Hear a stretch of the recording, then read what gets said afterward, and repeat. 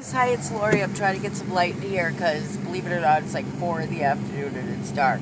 I'm sitting in my car because I have no reception at my house. I'm expecting the cable company today, so hopefully that'll change soon. I just wanted to make a really quick video for those of you who are seeking out life coaching, spiritual counseling, or life coaching in a spiritual matter, I should say. I do life coaching for businesses and different reasons that they're not really looking for the spiritual aspect. But for those of you that are looking for the spiritual aspect, if you're grieving, if you're trying to get through a relationship, those sorts of things, I just want to put out, and I say this all the time, so those of you that know me know that I say this, but please do your research. Please check into the people that you're hiring. See what they believe in, see what they learned and all that. But even aside from any kind of degree or anything like that, what kind of person are they? Do they walk the walk, or do they simply talk and don't know what they're talking about? Are they out to make a buck before helping you? Now, granted, this is what I do for a living. I charge for a good portion of the things that I do. I charge for the life coaching. I charge for certain counseling. And it's a case-by-case decision, I guess, between myself and the client. There's many things I do for free, but look at the person and how they live their life. And I'm not talking about do they go to church or not. I'm talking about do they rip people off. I'm talking about do they lie on their taxes. I'm talking about do they cheat on their spouse or sleep around or that kind of thing. Why is that important to you? It's important to you because it tells you what their base is. If their base is not one united with God, you don't want anything to do with them. I get calls and messages on a daily basis most of the time. Sometimes it's once a week. On good months, it's maybe a few times a month, but there is never a month that goes by that I don't hear from somebody that says, I went to see this person and they told me this or that about my loved one that's on the other side, or they told me this or that about myself, and they're so distraught. When somebody comes to see me, even if it's negative news that I have to tell them about, their husband or whatever's going on in their life, if they're making poor decisions, I'm not out to hurt them. So I'm going to tell them in a way that is positive, that we can help change things together. If they're going down the wrong path, I'm not going to just be simply like, hey, you're blah, blah, blah. I'm going to help you. That's what my job is to help you.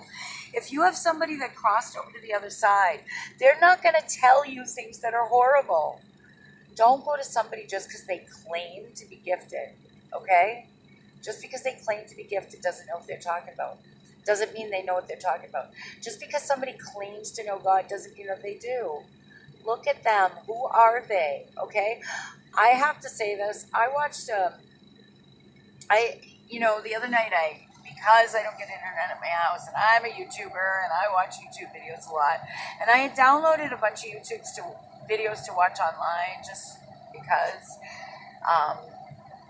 and there was this one woman, and even if I remembered her name, I wouldn't say it, but it just goes to my point. Now, she's teaching on entities attaching to you and demons and this sort of thing. There were two different ones, actually, or was it the same one? I can't remember. But she said, first of all, Christians can't be possessed. Absolutely not. If the Holy Spirit lives within you, he's not going to share space with a demon. So can a demon possess a Christian? No. The answer is no.